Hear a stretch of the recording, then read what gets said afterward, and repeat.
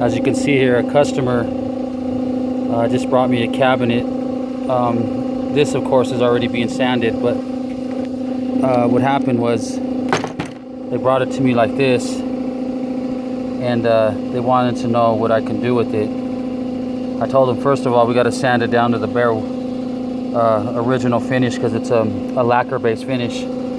I don't know what kind of primer she used, but I mean, you can literally just peel it off with your fingernails, which isn't a good primer at all.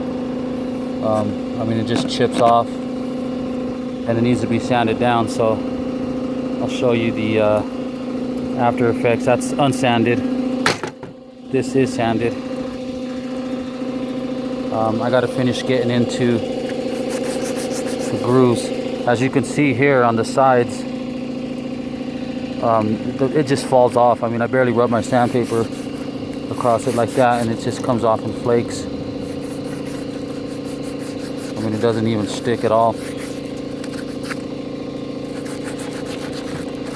So all that means is that the customer didn't sand in between the grooves down here, and that's why it just basically falls off. It has nothing to adhere to bite onto, and it comes off in flakes like that. As you can see, there's one of the flakes that it just falls off of,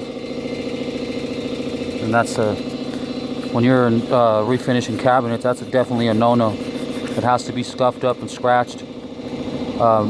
Besides that, before even scuffing it up, it has to be cleaned properly. If not, you know, it just turns into a nightmare. It's like I'm just wiping this primer off. I'm barely even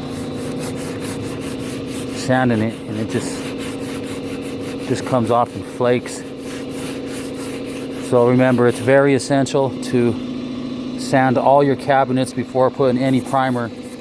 And even, you know, they used a non-industrial strength primer. You always want to make sure and use a proper primer too.